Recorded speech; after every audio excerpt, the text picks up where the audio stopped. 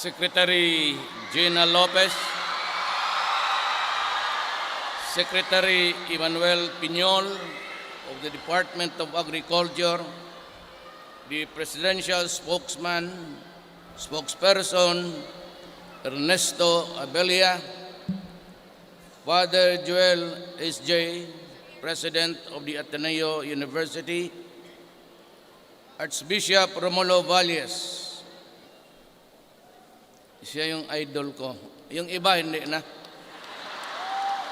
The other members of the clergy, the civil society organizations of the People's Organization, students and faculty members of the Ateneo, the Davao University,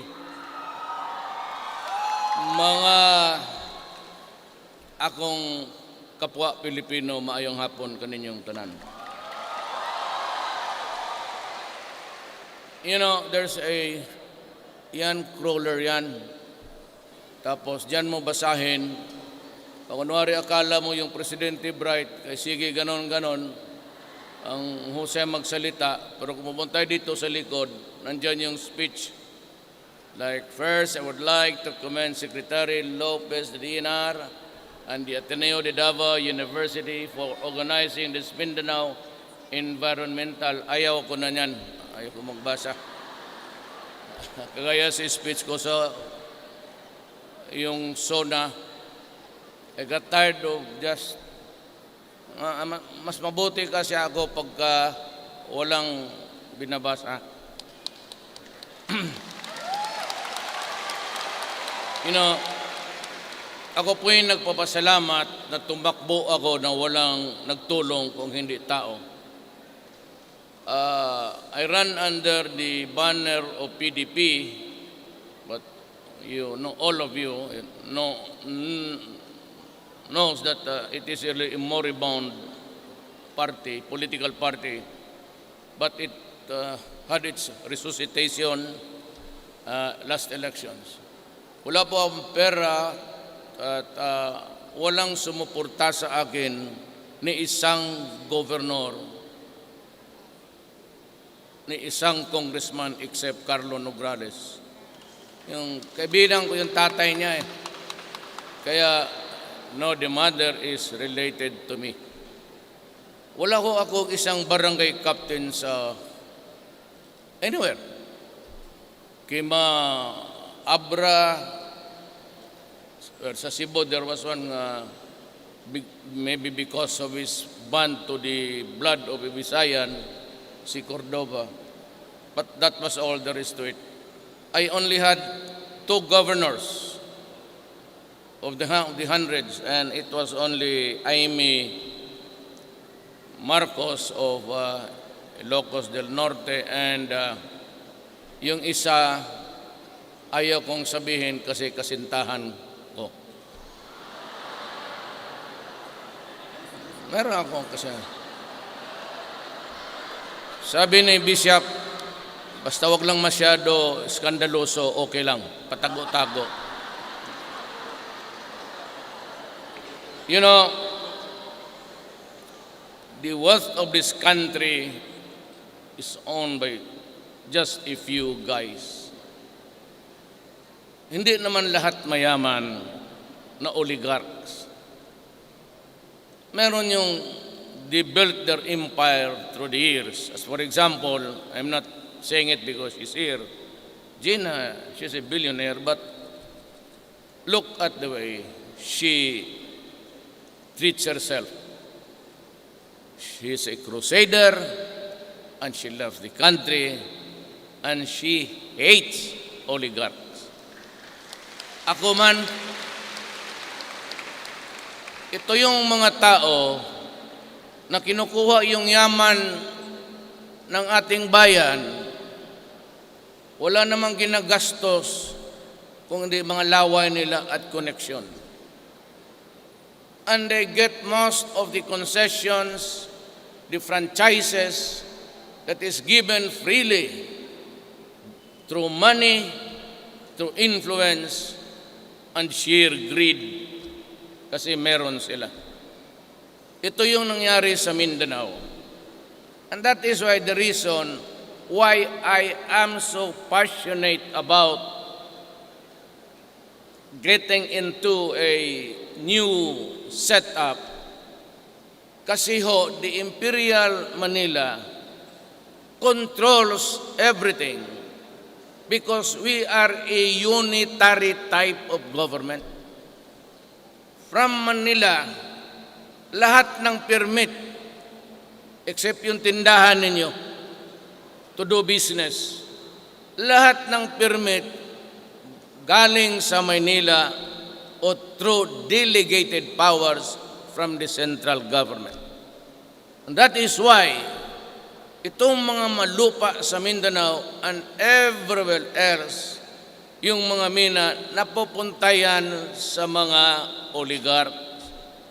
Walang iba yang ginawa kung hindi mag-influence peddling.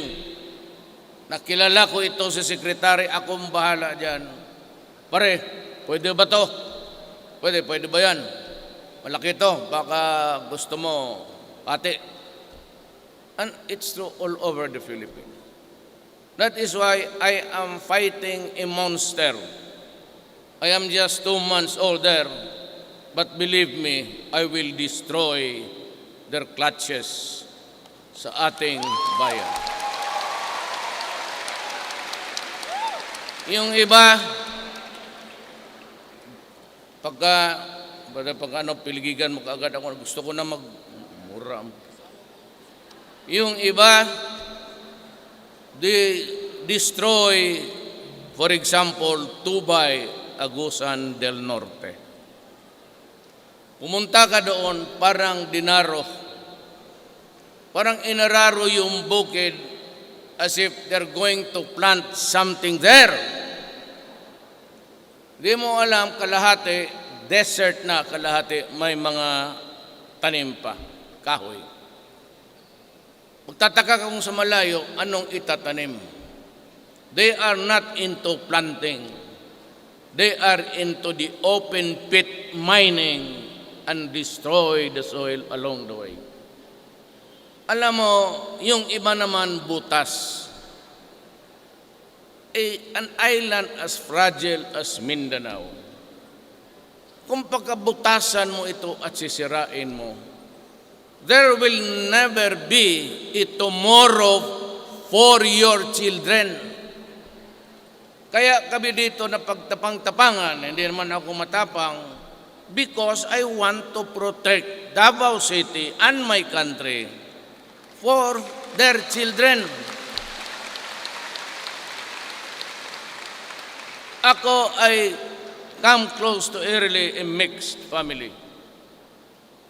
Ang nanay ko, although she was really a moral mother, she was, but she became a devout Catholic along the way. And she married a Chinese, yung gustong mangagaw sa ating Scarborough. Mga pinsan niya, mga tiyuhin ko siguro itong mga na to.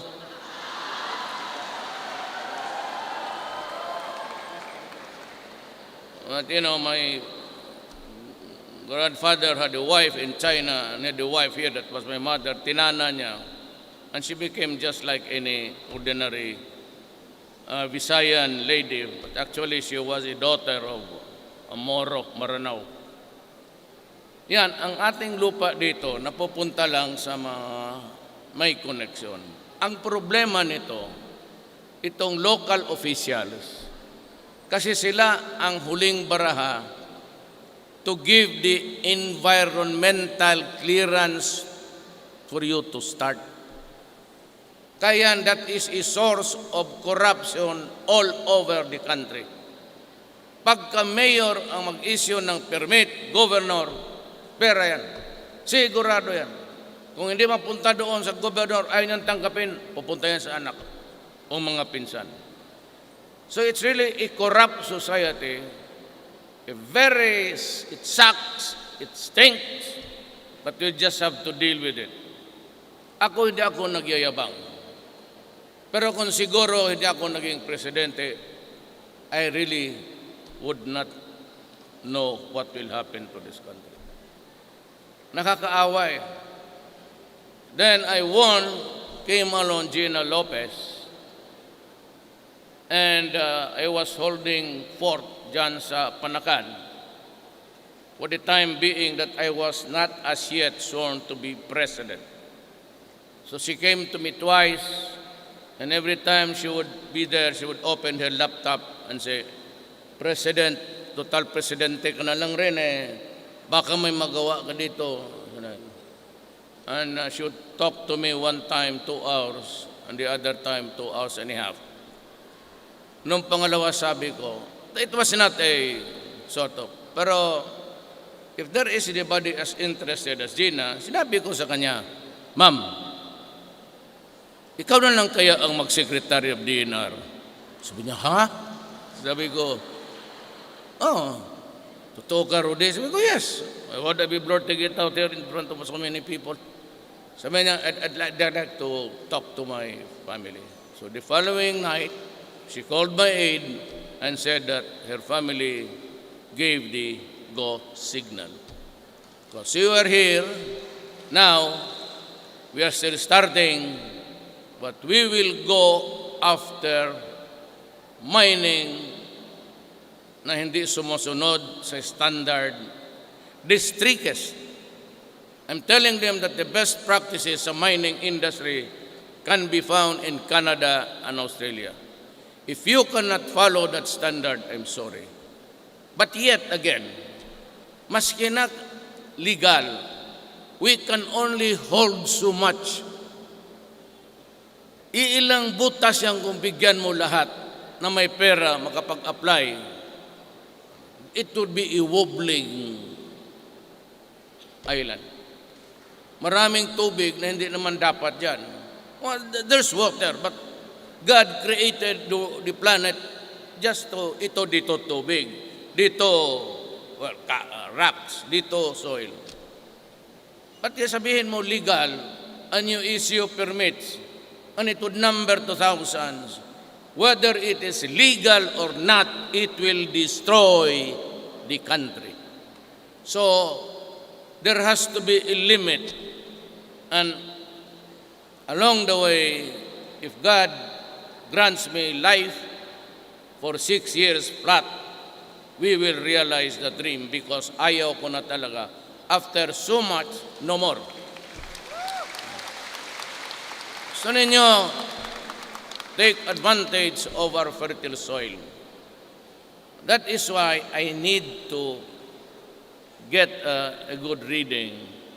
Kasi ho, pag hindi niyo pumayag rin kayong mga lumad, mga Moro, mga Kristiyanos dito sa Mindanao, ayaw ninyo ng change of government, federal for example, we will continue to be at the receiving end.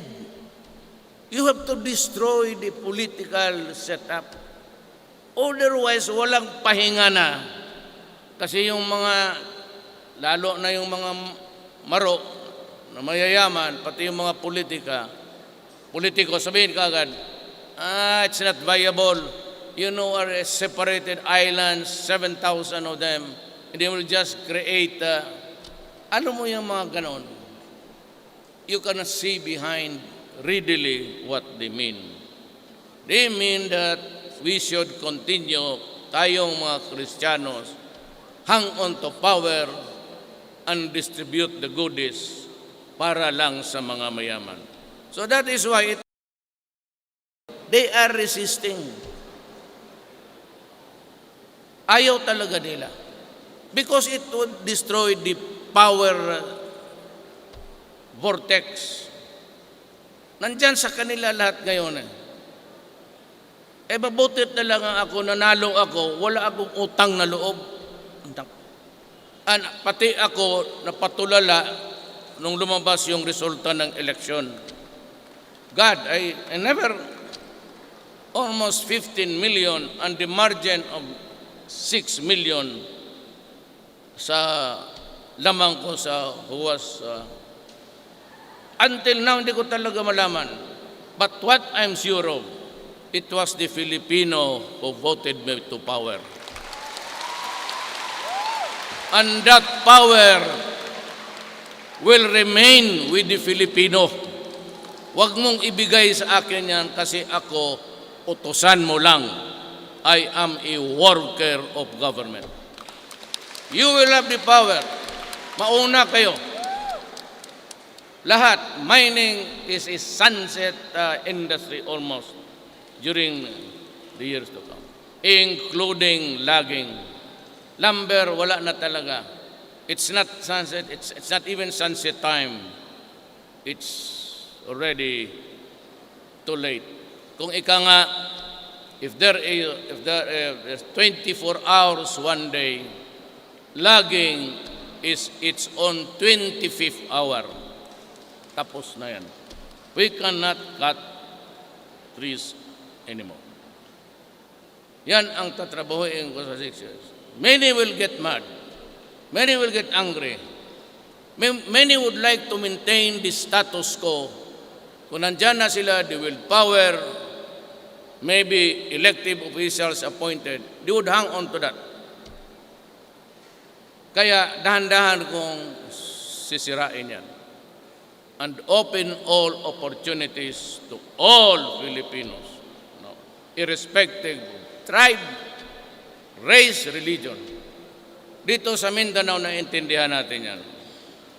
Kasi lumaki tayo dito, some mixed blood, kagaya ko, but you should understand na isa lang ang bayan natin. More than anything else, it's about time to reconfigure the worth of the nation amongst the citizens. Then I would like to, I've been criticized, I used to be, or I am the favorite whipping boy of the human rights people. Let me explain to you, honestly, candid, truthful, I hate to kill a human being. I am not just up to it, actually. It pains me to see grief in anybody's heart. But when I became mayor, I had to do something because I became the mayor at the crossroads of our national life in the Philippines, including Davao. Nung ako, alam niyo ako sosyalista ako. My paradigm is hanggang dyan lang rin. I am not used to this kind of life na, hindi naman yung mayaman, but the comforts of life along the way. Where are we here? Yan, sa Padre Gomez, yung kantong yan. 1956. Used to be a wetland. Ang tanim dyan, kumpay, just at the back of the, yan dyan sa Jacinto. Dito pala. 1956, we came here 1949. I could not even remember how we arrived here. But in 1956, my father built a house there. Kasi tubig nga eh. It was on stilts. Would you believe it? It was demolished because somebody owned the water and the soil. Kaya ho ako lumaki na there were times when comfort was there, when my father became governor. But after that, back to kami sa namatay. So, ang paningin ko talaga, hindi ako membro ng Communist Party of the Philippines. I've never been. I am not now. But ako, the NPA, NDF, CCP is a political party. I have nothing to do with them. But I am a socialist. And the only reason why I was raising my fist during the election, galit ako sa gobyerno. Kasi wala nang ginawa yung gobyerno para papahirapan yung tao. I was appalled by the way government people responded to even the mere abuses. Tatanman mo ang bala ang mga mahirap. Hindi naman nila kaya kami. Ako, lagyan mo ng bala. Papakain ko talaga sa iyo yan. Yung mga maliliit, kung ano na ang dala nila galing sa amin. Ako kasi, pag lumabas ako, minsan ang tinitingnan ko lang dyan sa airport. Kunwari hindi ako nakatingin. Nonsyalant kunyari ang attitude ko. Pero ako, ang peripheral vision ko very active. Kita ko, sabihin, ito. Tapos may 2, 3 perfume, kunin pa yung isa. Lagyan ng bala. Paglabas sa airport, may mga taxi doon, sindikato. Hindi ka makasakay ng taxi kung hindi ka dadaan doon sa kanilang yung barker. Bigyan mo, tapos lulukuhin ka pa dito. Kung saan ka ihatid, at may mga biyahera galing Hong Kong, sasaluin ng mga paglabas ng airport, nandyan yung police na yan, maghihingi, kawan, tapos minsan papunta sa kanila Pampanga pag-uwi, they are held up and they are no longer heard of. Inilibing na kung saan o tinapon. Ganong ang buhay, baka hindi nyo alam mo. Compounding that problem is the advent of drugs. Look, sabi ng forensics, because meth is being produced in America and Mexico now, nahirapan sila sa cocaine pati heroin because it is now interdicted militarily by the United States of America even. So yayariin talaga sila. But it's expensive to transport. But meth, you can cook it at your own backyard. And if the people there are not really familiar with the scent or the, it's irritating to the nose, hindi maalam na yun na pala. So, it flourished, sabi ng forensics, 1 year of shabu use. Rehabilitation is no longer viable. 3 years ago, PDEA said, we have about 3 million drug addicts. That was 3 years ago. Now, incremental increase. Place it at a very liberal growth.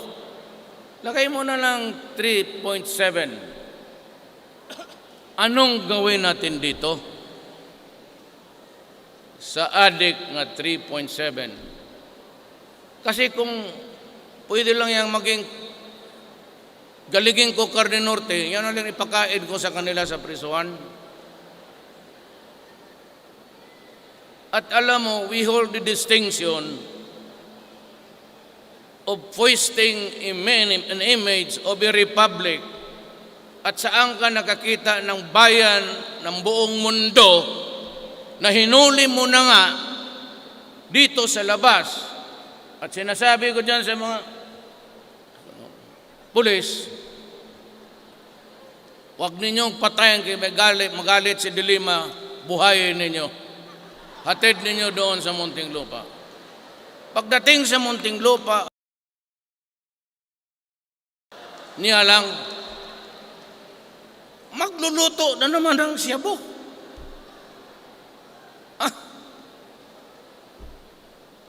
We're a nation that's being slapped every day, and we just swallow the humiliation.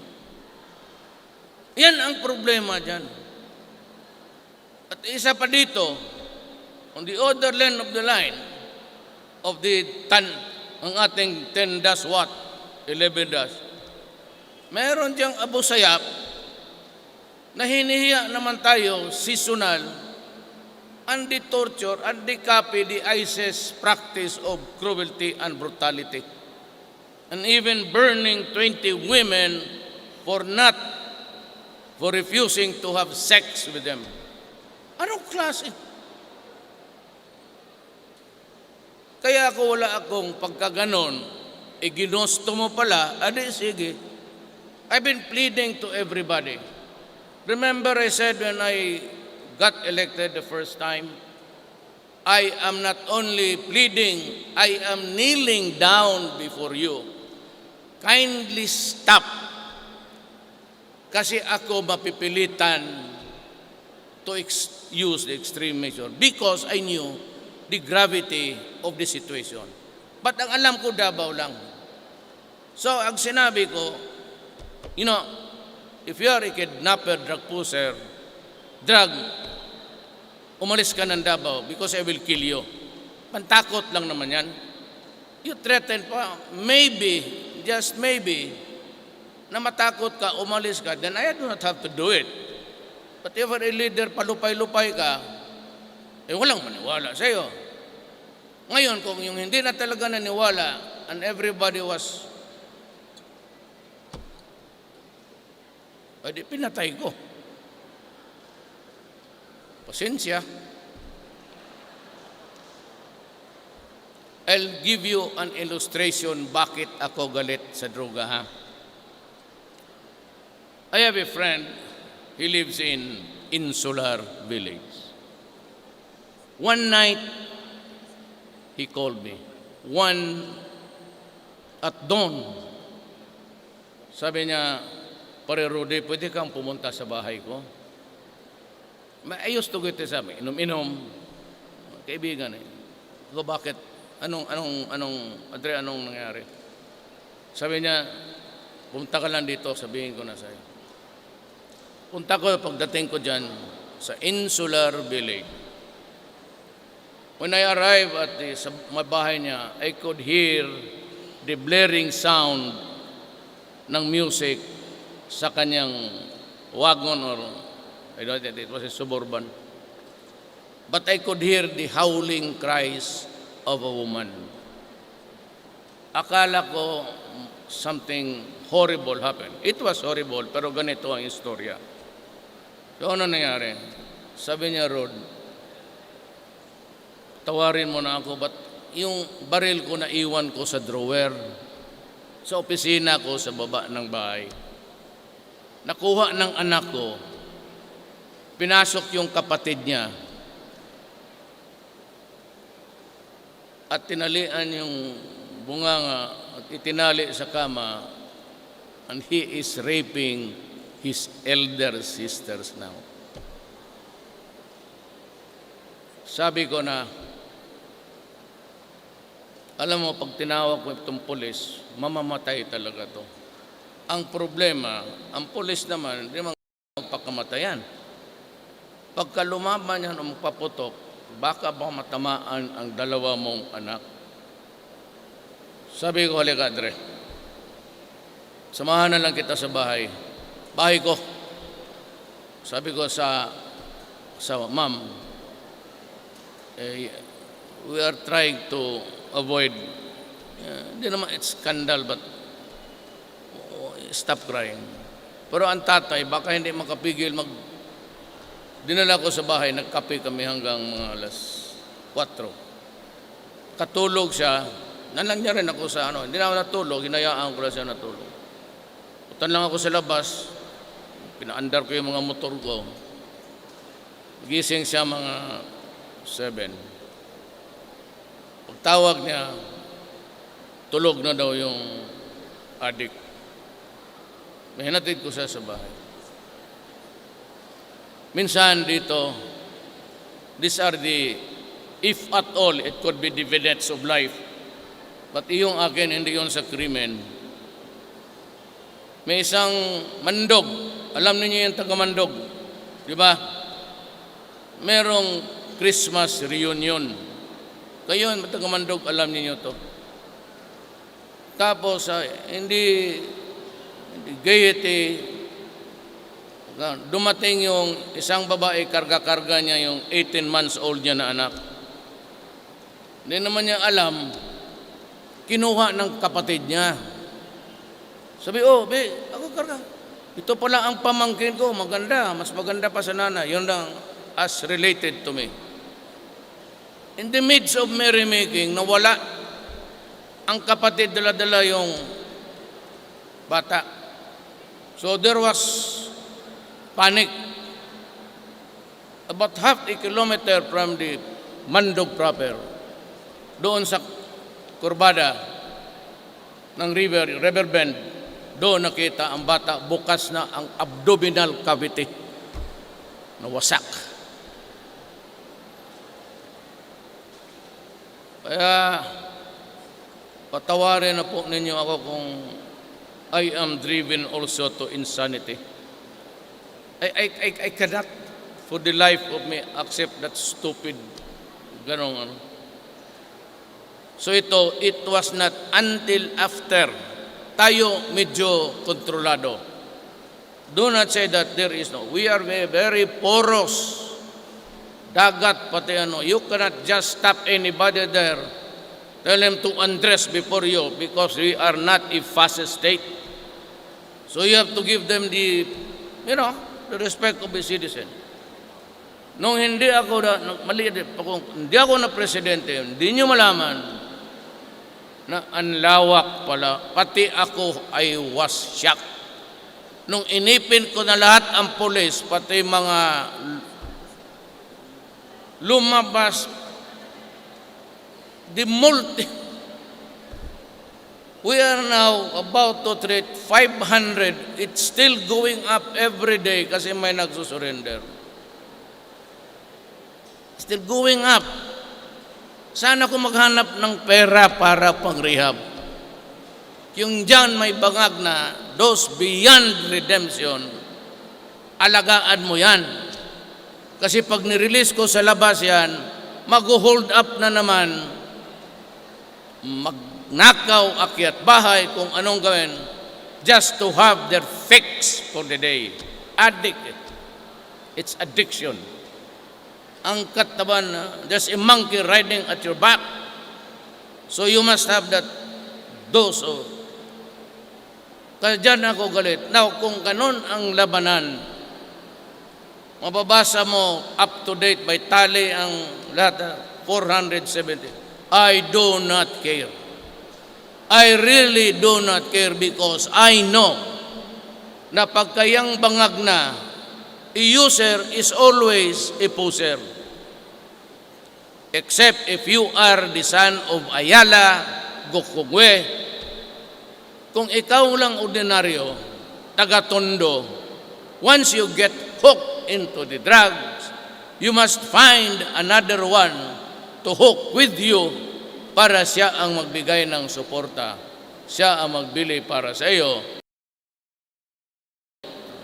You know, guys, I know, pag lumusot ka ng Ateneo de Davao, number 1 ka. Nasa level ka ng Harvard o Cambridge. I would like to assume that all of you guys took some sort of an entrance exam, unless you are also a graduate from Ateneo High School. I would like to say to you na siguro ang average IQ ninyo is about 99, 100. Tigas yan. Alam mo, ang tao, alam niya anong mangyari, that it would devastate his life forever. Why would you go into shabu or yung heroin kung mayaman kayo? Mas maganda pa ang heroin. It's not to justify its use, but in the sense of damage, mas maganda pa ang heroin pati cocaine because they are organic. Remember, it's a poppy, tanim. Itong shabu is a deadly mix of chemicals. At ang tubig na hinahalo dyan, pariko-mariko. Maawa ka sa sarili mo, tubig ng baterya. And that's why your brain will really shrink. Alam no, meron, hindi lang, pardon mo yun. Forgive me for saying this. Meron talaga dito, 3, 4, 5 ang pamilya ninyo may adik. All of what is happening to your family. You know, magnakaw, pati yung bag mo, pati yung cellphone mo, ipagbili, baka plato.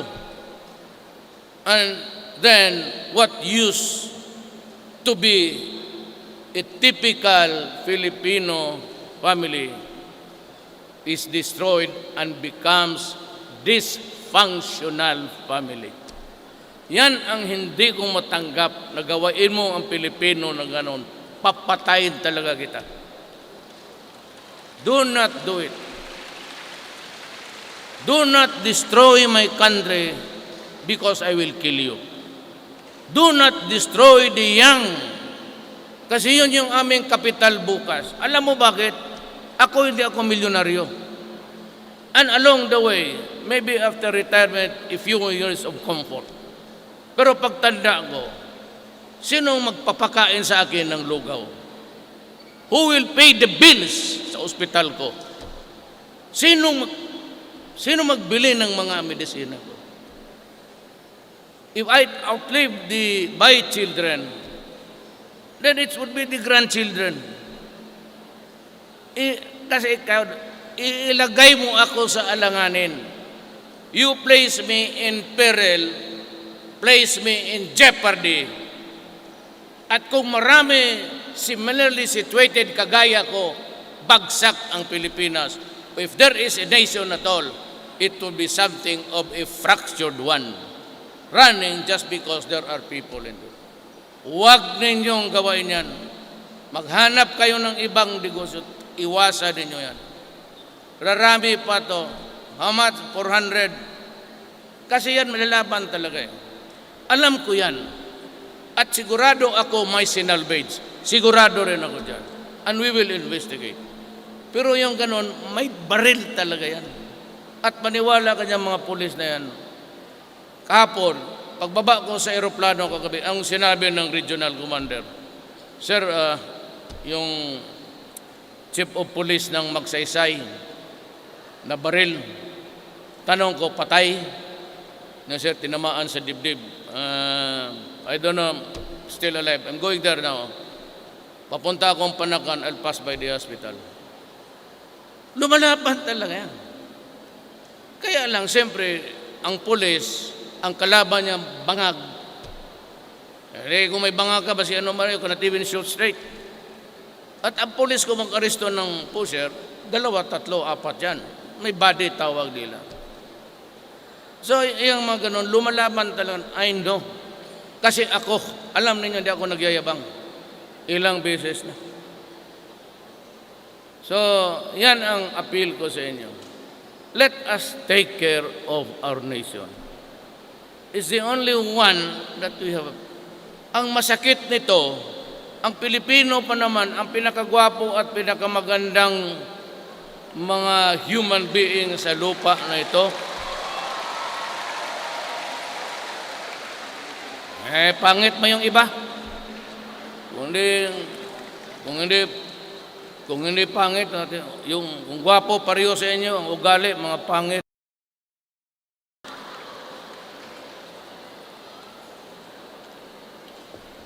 So I'm glad that I had this time with you, and you can be assured that this country, uunahin ko yung maliliit. That's what I told Secretary Gina and kay Secretary Piñol. Unahin ninyo yung, you guys have been to Manila, I'm sure, at one time or another. Kita ka maglipad ka dyan sa Laguna de Bay. Laguna de Bay, puro triangle na fish fence. Ang makita mong open spaces are the distances between one fence to the other. Wala na ang tagadong gutom na. Kasi wala na silang because general ng pulis, general ng army, mayor, gobernador, o yung mga hustler, yung marunong. Sabi ko sa kanila, dismantle all of those things and give back Laguna de Bay to the poor fishermen of that country. So here, wherever there is inequality, it will be resolved in favor of the poor as against the rich. Kasi ang mga rich, may pera yan. Putulin mo isang negosyo, marami pa sa bangko. It is inexhaustible. Hindi na ubos. Pero ang tao, pag walang medisina, walang pera, patay. I'd like to inform you that PAGCOR is earning something like 30 billion a year on the average. Yung pera na yan, bigay ko kay Ubial, it will be used solely for the medical attention and medicines of the poor. At kung may mahanap ako, itong Philippine Charity Sweepstakes, it is a corrupt agency. Yung mga pabinggo-binggo milyonaryo yan, hawak ng yung loto pati weteng ginano nila. That is the racket, and you would notice I've never appointed anybody there. I'm looking for a killer. Baka ikaw na siguro kaya mo. PCO chairman, barilin mo lahat. You have my blessing. I would like to give you a warning.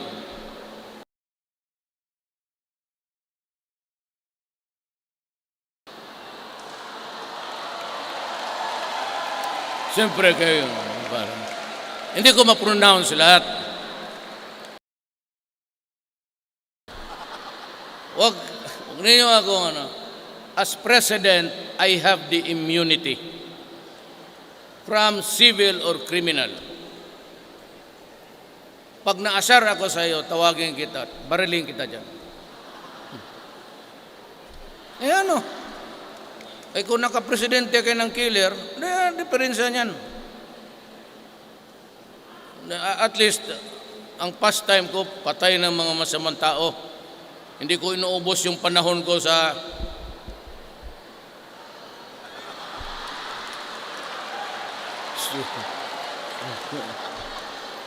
huwag tayo kayo kasi nag-backbite tayo.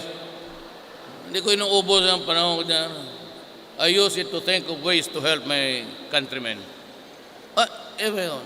Wala na nga ako, patay na ako. Alam mo kung magtanong ka, Mayor, it is good to be president. I tell you now, do not. Do not. Ako na imbir na lang kasi ako na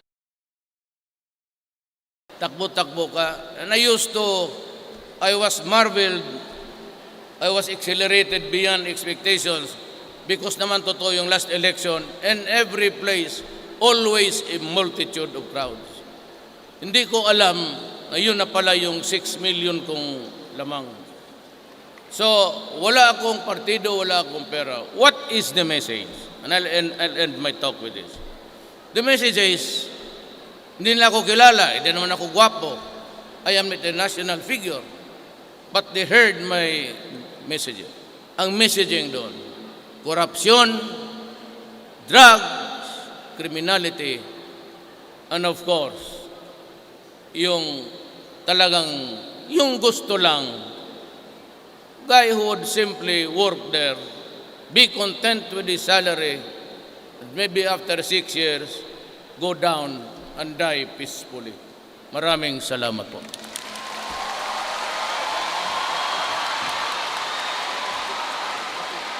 Check. Thank you very much, Mr. President Rodrigo Roa Duterte, for gracing us this afternoon.